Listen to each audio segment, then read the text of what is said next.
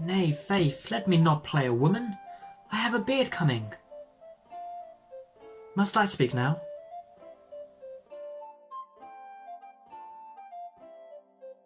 Forget the lovers, our fairies or bottom.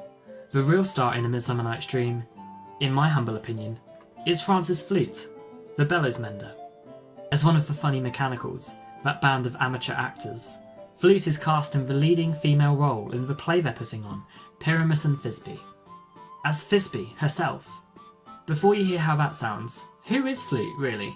Well, he's a carpenter, an excited young actor, with the affectionate name he owns, reminiscent of a church organ.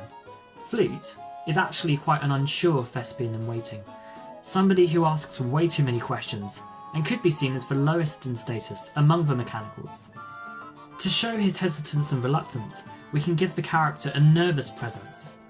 Perhaps turning your head at an angle while other characters speak can illustrate how Flute is listening to his contemporaries.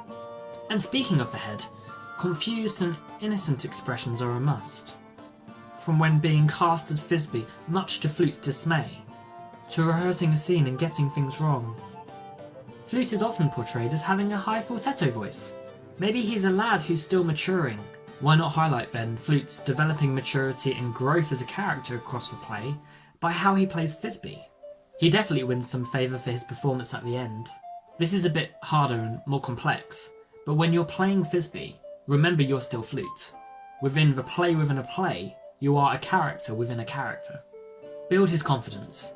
When the cast are introduced to the royals, you could have your eyes away, as if you're nervous.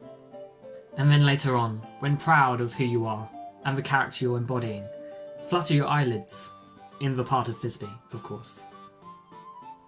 And in that final scene, don't forget the high falsetto voice.